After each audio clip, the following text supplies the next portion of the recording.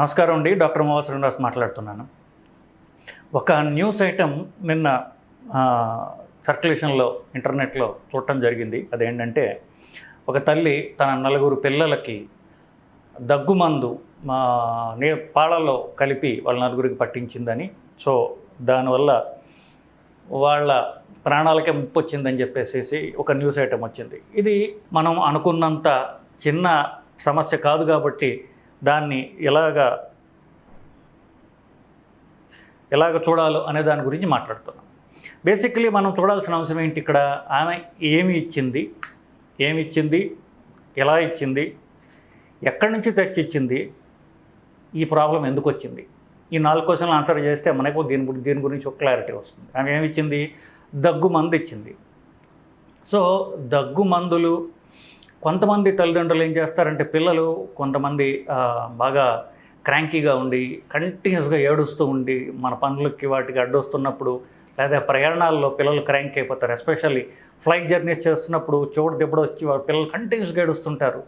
పక్క ప్యాసింజర్లకు ఇబ్బంది కలుగుతుందని వాళ్ళు ఏదో కంప్లైంట్ చేసినా కాస్త నిద్రమందు పిల్లలకి టానిక్ ఇవ్వడం జరుగుతూ ఉంటుంది. కొంత పేడియాట్రిషియన్స్ అడ్వైజ్ చేస్తారు కూడా.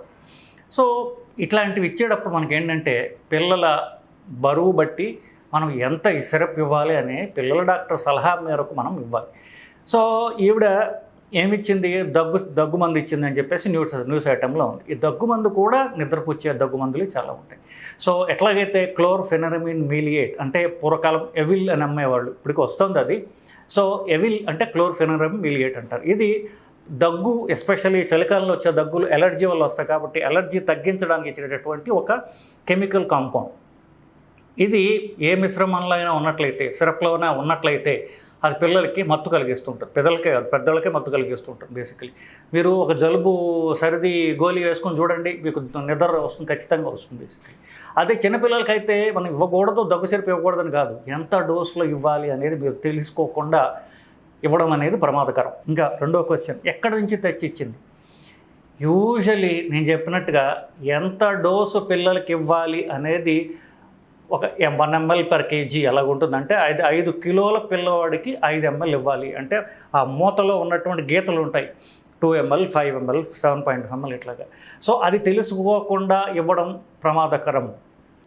సో ఈ పిల్లవాడికి ఇంత మందు ఇవ్వు అని చెప్పేటటువంటి డాక్టర్ దగ్గర కాకుండా మన క్యాజువల్గా మందుల షాప్ దగ్గరికి వెళ్ళి ఆ దగ్గుమందు ఒకటి ఇవ్వు అంటే వాడు దగ్గుమంది ఇస్తాడు. ఆ దగ్గుమంది ఎవరికి వాడుతున్నావు, ఎందుకు వాడుతున్నావు, ఇంత ఇవ్వాలి, ఎంతకంటే ఇస్తే ప్రమాదం అని మందుల షాప్ అతను చెప్పేటటువంటి టైం అతనికి ఉండకపోవచ్చు, ఇంట్రెస్ట్ అతనికి ఉండకపోవచ్చు. డాక్టర్ అంటే పేషెంట్ 1-to-1 మాట్లాడతాడు కాబట్టి డాక్టర్కి ఆ బాధ్యత ఉంటుంది, పేషెంట్ అడుగుతారు కూడా. సో బయట ఈ మందుల షాప్ వాళ్ళ దగ్గర తీసుకోవడం వల్ల ప్రమాదం ఇది.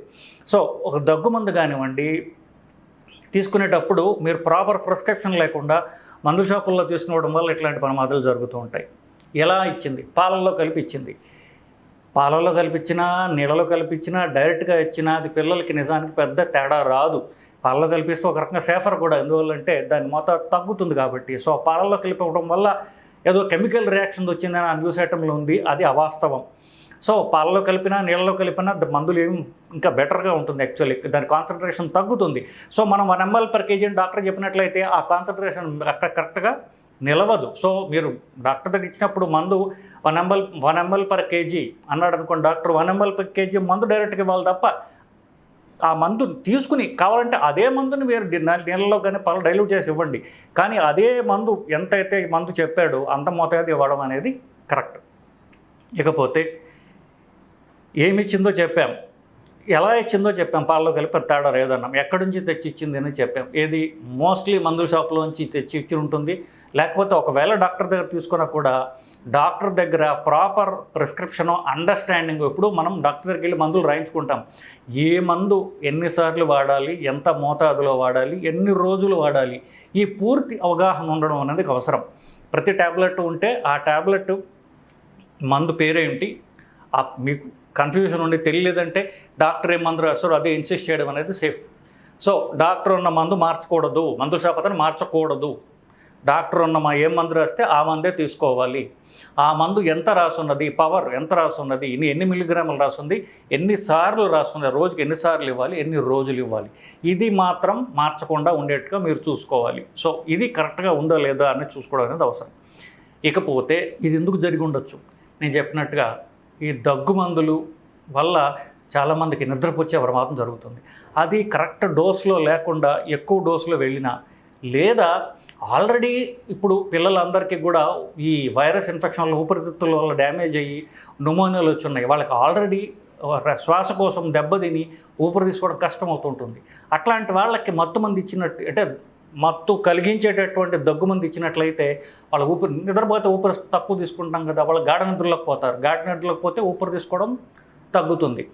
అసలే ఊపిరి తీసుకోవడం కష్టం వాళ్ళకి, ఎందుకు ఊపిరితిత్తులంతా ఇన్ఫెక్షన్తో నిండి ఉన్నాయి. సో ఊపిరి మనం తీసుకునేటటువంటి డ్రైవ్ తగ్గినప్పుడు నిద్రలోకి వచ్చినప్పుడు అప్పుడు ప్రమాదం జరిగి ఊపిరి తీసుకోవడం కష్టమయ్యి ఆక్సిజన్ సాచురేషన్ తగ్గిపోతుంది. ఆక్సిజన్ సాచురేషన్ బాగా తగ్గిపోయింది అనుకోండి, నిద్రపోతున్న పిల్లల్ని ఎవరు గమనించరు కాబట్టి పిల్లలు గమనించి ఉండదు, దాంతో ప్రమాదం సంభవించి ఉండొచ్చు. సో దగ్గుమందు నిద్రకి కారణం కావచ్చు. సో చిన్న పిల్లలకి ఎస్పెషల్లీ దగ్గుమందులు ఇచ్చేటప్పుడు సరియైన మోతాదులు ఇవ్వడం కరెక్టు, అవాయిడ్ చేయడం ఇంకా కరెక్టు. సో ఈ మాత్రం జాగ్రత్తలు మీరు తెలుసుకున్నట్లయితే ఈ చలికాలంలో ఎస్పెషల్లీ చిన్నపిల్లలు, దగ్గే పిల్లలు ప్రమాదంలో పడకుండా మీరు కాపాడుకోగలరు. మీ ఫ్రెండ్స్కి వాళ్ళకి కూడా ఈ చెప్పి వాళ్ళ పిల్లల్ని మీరు కాపాడుతారని ఆశిస్తున్నానండి. నమస్కారం.